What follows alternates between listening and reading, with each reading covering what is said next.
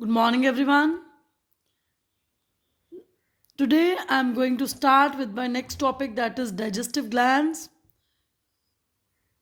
So far, we have discussed about the alimentary canal, its parts in detail. So, in my third lecture, I'm going to start with the digestive gland. Before starting with the topic, I'm going to discuss what are the objectives of the topic.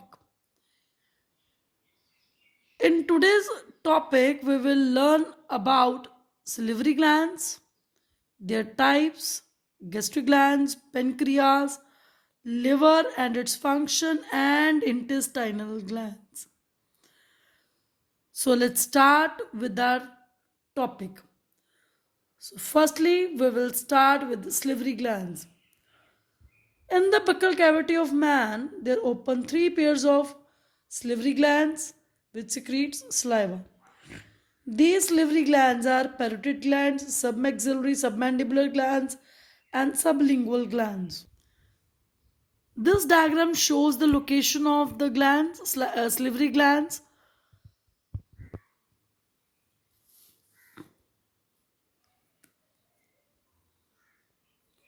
Here in front of the ear, these are parotid glands. Below the tongue, there are sublingual glands. On either side of the jaw, these are submandibular and submaxillary glands are there. So these glands are open into buccal cavity with the help of these ducts, and with the help of these ducts they passes the saliva into the buccal cavity. Parotid glands are the largest salivary glands. These are present in front of ear pinna as I have shown you. Submaxillary and submandibular glands are located on inner side of lower jaw, one on either side.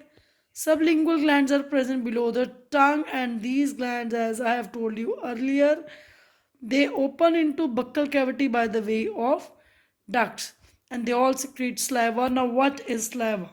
Question can be asked, what is saliva? Saliva is slightly alkaline fluid which contains water, salt, mucus, and two enzymes. These are salivary amylase and maltase.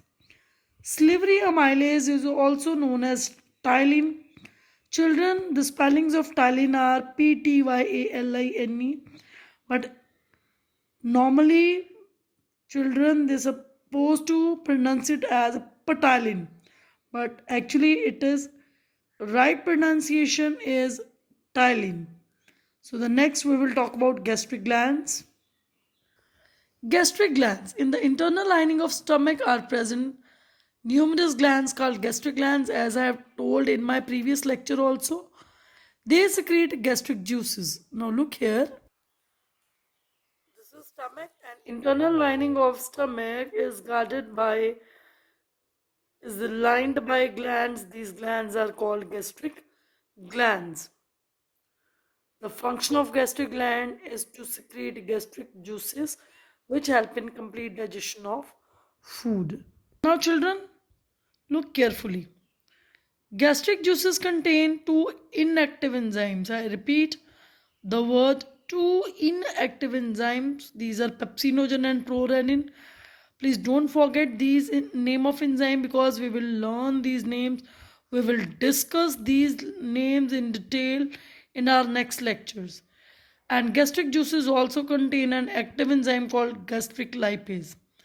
Approximately about 300,000 ml of gastric juice is secreted daily. The next is pancreas. It is a pinkish leaf-like gland which is present below the stomach. It is embedded into C-shaped loop of duodenum. It secretes pancreatic juices which is poured into duodenum through common bile duct, and it contains enzymes like amylase, trypsin, and lipase. Now look here. This is the structure of pancreas. Pancreas contain pancreatic ducts. Above side there is liver. This duct is coming from liver, that is hepatic duct, then cystic duct from gallbladder, and they form a duct that is called common bile duct. That common bile duct opens into the part of small intestine that is called duodenum. Children, this diagram is also very clear in your book at page number 11.10. Look here. See. Liver is the largest gland present in the human body. It is deep red or brown colored, two-lobed structure. It secretes bile juices, which is stored in transparent gallbladder. From the gallbladder, bile is transported to duodenum through common bile duct, as I have told you earlier. This is the diagram of liver. There is right liver lobe, left liver lobe, gallbladder, hepatic duct, cystic duct is showing in this diagram very clearly. Now, what is bile? Bile is a yellowish green colored fluid which has two pigments like biliverdin and bilirubin. Actually, the color of our feces is also yellow due to these pigments like biliverdin and bilirubin. These pigments are produced due by the breakdown of hemoglobin or worn out RBCs. Question can be asked, how these pigments are produced? So we have to write the answer that these are produced by the breakdown of hemoglobin of worn out RBCs.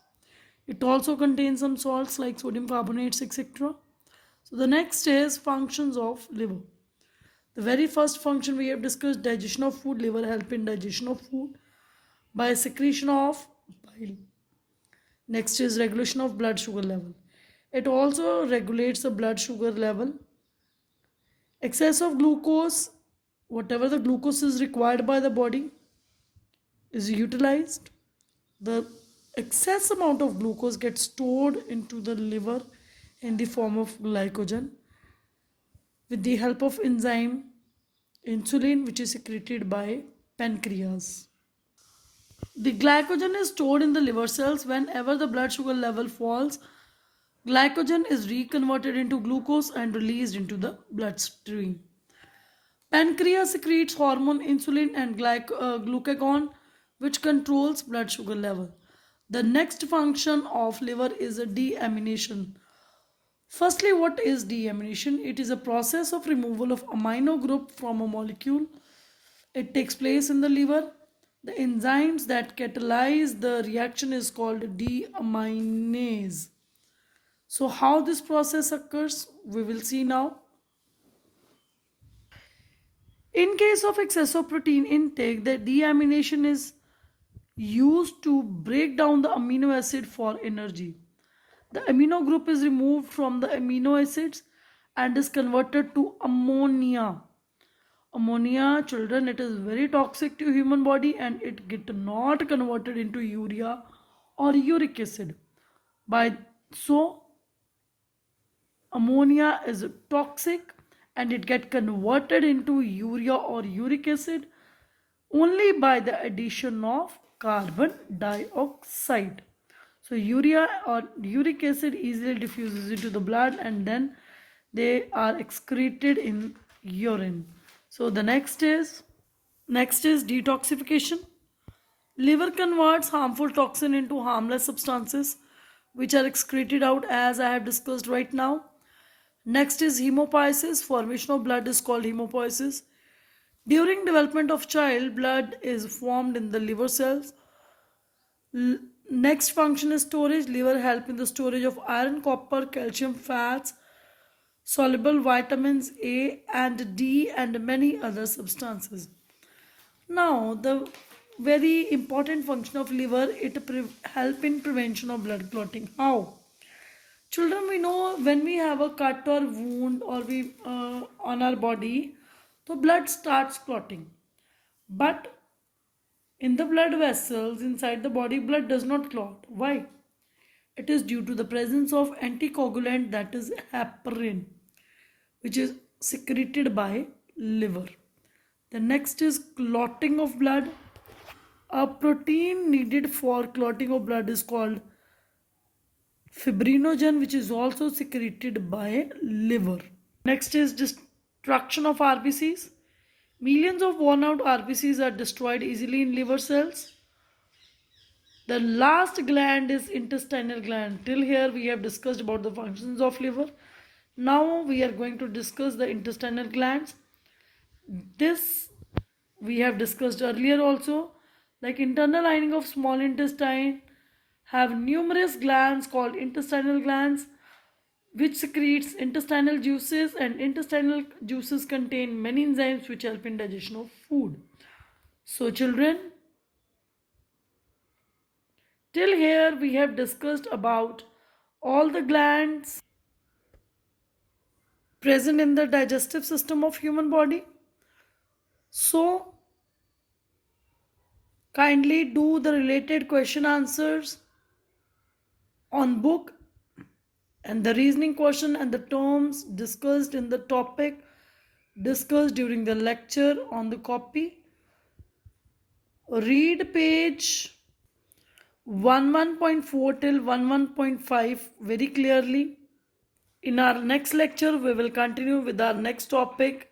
Thank you so much.